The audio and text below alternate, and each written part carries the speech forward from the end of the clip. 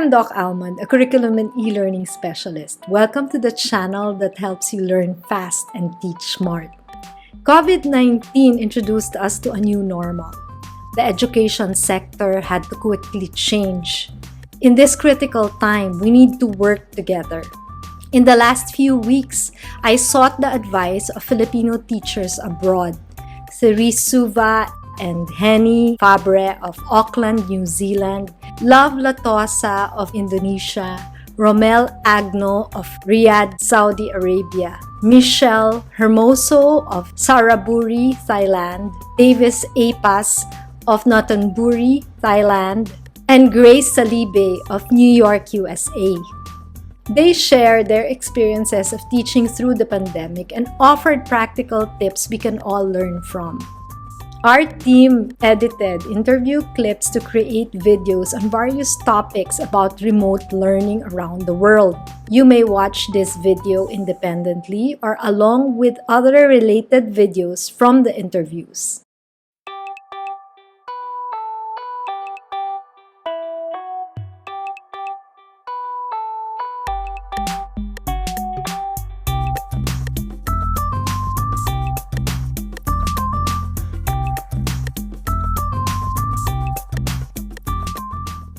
In part 1 of this video, our teacher friends told us about how distance learning is being applied in New York and Auckland. Click the link provided if you haven't watched it yet. We figured out a plan wherein the curriculum that we have for face-to-face will have to morph or would have to change a little bit to a different kind of curriculum or to a slightly different kind of curriculum so that it will meet the needs of the students if they are going to learn online or remotely. And so we came up with a curriculum that is trimmed down because not all of the things that you will be doing in a face-to-face environment you will be able to do on an online or a remote learning kind of environment. And then once we've figured out what the curriculum looks like, then we planned how will we implement it. Since it's going to be mostly a remote learning or distance learning, what we figured out that teachers would need first to create content. So we trained all of our teachers to create their own content. Some of them already know how to create their own video or their lesson and record that, but some of them didn't know. And we made it very simple. We made it very collaborative. There's a lot of different sections to our grade levels. We have like 3 sections for most of our grade levels. And so we asked them to collaborate so that they could create not necessarily 3 videos for the same kind of content, but like just one content but made by 3 different teachers. The goal was to stay away from live lessons because with live lessons, with how the situations were, we thought that live lessons would actually cause us more harm. So we thought that recording the teaching will be much more effective. This way, the students can go back and rewatch and review the lessons that has been recorded. And then once that's recorded, then we can deliver it to the platforms that we were using. We specifically mentioned the formatting of each of the posts that they're going to make because it's going to play a critical role when students would be visiting and looking at the activities that they are assigned. If the activities are not clear, if the activities are confusing, then your students will not be able to respond well to those activities or those assignments. We also made sure that the teachers are not only giving text or worded assignments, but we made sure that they are also able to record them reading or explaining the assignment and not just a worded assignments. We also scheduled several live conferences with the students. Each teacher, for example, an English teacher or a math teacher, would schedule at least 2 events within the week so that they can talk to their students. Why 2? The reason for that is because if the student missed the first opportunity, they could always go to the second one. And we also kind of limited the amount of students to join the conferences, especially with the little ones, to about 10, because the whole goal for scheduling conferences with the students is not to teach, but to actually do a reflection, to actually talk to them and to actually engage them in different activities, not just teach them. because the teaching part has already been recorded. Therefore, the conferences that we have with the students are more of to engage them and to allow them to talk. And why we also limit them in like a small group is because we want to make sure that they're actually going to talk to each other or to engage in the conversation that the teachers want them to engage with. If there are too many students, and we kind of like figured out the math of this, if we have like 10 students in the conversation and then allow them to talk for 2 minutes in total, then that would mean that the conference would at least have a minimum duration of 20 minutes. Because we are teaching English as a second language, more or less our assessments can be divided into four mainly: on speaking, listening, reading, and writing. The truth is, formative assessments, those practice assessments that you do to your students, they can always be done online.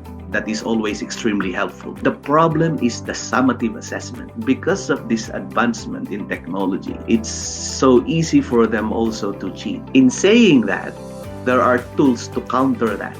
For example, in writing, you already have the plagiarism checker. In terms of writing research online, then the students will know they have to paraphrase and not just copy and paste. Because as they can easily cheat, they can also be caught in cheating. They know that. So, in our experience so far, reading or writing responses can be done online. Yep. And of course, I think for that to be monitored, you will have to have a good control of the resources you're giving them so that you know whether they are copying or not. Reading is a problem because once you give out the text, they will have to do it online. I am thinking of a possibility that with technologies used, that a pre-formatted reading assessment designed by the school that can be timed, that the student can log on and do in a specific time frame that they have to finish, they can do it at home also. They can do it online just by logging in. Why not? It's technology, it's doable. Speaking is also something doable online because in most of our speaking assessments, interviews, and speeches, delivering a presentation, they can do it online. That's fine. But the listening, that is tricky again because once they do it, they can easily send text to one another if they do it at the same time. So it's still very tricky. But so far, we have been using writing assessments online as long as it's really for writing essays and responses or reaction papers or reflection papers. That's fine. I don't think there is a replacement to the usual assessment of how we do it in front of well-conditioned environment. I think that is always the best to do it the way we did it before. Even the government here is making adjustments to the national assessments for certificates here in New Zealand, and they are moving it later so that the students can come over and do their assessments because it's really very tricky. It's very hard to do it online.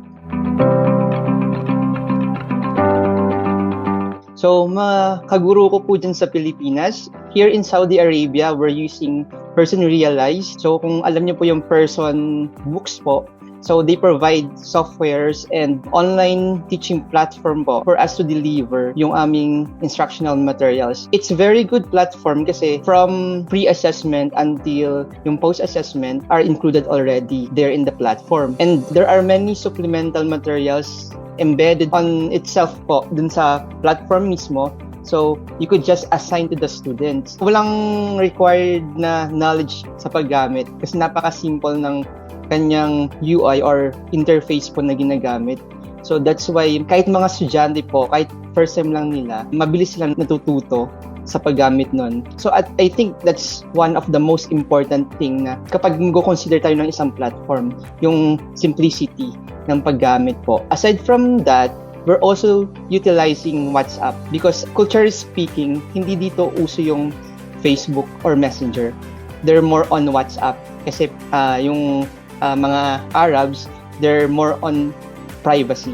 So, they don't let anyone see their faces on social media. Numbers lang and then text or messages on WhatsApp. So, naging advantageous yung WhatsApp na yun because we get to interact from each other, yung mga estudyante. What we did is that we categorized them according to their levels. So, they are grouped into grade 4, lahat ng mga estudyante doon. And then the 3 teachers are there. Kung 3 teachers kami natuturo doon sa grade 4, nilagay din kami doon sa group na yon. Naging mas may freedom yung bata doon sa WhatsApp. Kasi what we're doing is that we have also online platform yung school mismo. Prior to the weeks, mayroon na kaming weekly plan. So, they have to download the weekly plan. And then sa WhatsApp, we are reminding them that this day you are going to do this. So, magpapasa yung mga bata ng mga works nila by capturing it through their cameras and then uploading it to the WhatsApp. About po dun sa WhatsApp, actually, it's interactive kasi whenever they submit their works, we actually give them feedback and then nagkakaroon din sila ng question about dun sa feedback. So, it becomes interactive. Kasi for example, 3 teachers kami dun sa WhatsApp and then all of the students are there. So, for A, nagpasa siya ng homework or ng work. Then, i-check namin right away. And then, kapag may mali siya, bata mismo nagtatanong, teacher, what should I do? What is the correct answer here? So we have to explain that right away, and then other students will give their homeworks or their paperworks. Then ganun din yung gagawin ng isang teacher na makaka-receive. Nag-allot kami ng 5 days. Basta dun sa loob ng 5 days, may freedom yung bata kung alin yung homework na gusto niyang ipasa or hindi gawin. Pero dapat lahat ng task ma-clear nila or magawa nila in 5 days. So, yun nagkaroon ng freedom doon yung mga bata. And actually, that's the advantage nung sistema na yun. Kasi mas naging encouraging kasi minsan behaviorally or psychologically speaking, may mga bata na ayaw gumawa sa araw na to or sa oras na to. So, parang nagkaroon din sila ng motivation kasi minsan moody din yung mga bata. So, yun yung naging consideration din namin doon. So, yung guideline is that they have to download the weekly plan, naka-alat na yung mga gagawin nila. And then, after that, magpapasa sila ng mga homeworks kung ano yung tutunan nila dun sa WhatsApp. We get to interact with each other. Kung nagpasa sila, we have to ask questions. So, may mga interaction dun. And then, yung mga hindi naman nakasabay nung araw na yon, they have the chance to do it the next day or the other. Pero, hindi sila lalagpas doon sa 5 days na allotted. And then, another one pa, whenever they are nagpapasa ng mga homeworks or activities, teachers should always affirm and appreciate their works. Kasi dito yung mga bata, wala silang sariling cellphone and cellphone number. So, yung ginagamit nila sa parents talaga nila. So, kapag nakikita ng parents na na-appreciate mo and then you give them praises, nabuboost din yung confidence ng bata and at the same time, pinupush pa ng parents. So that's why it becomes very interactive. And then aside from Person Realize, the website of the school, and aside from the WhatsApp, we made a personalized video.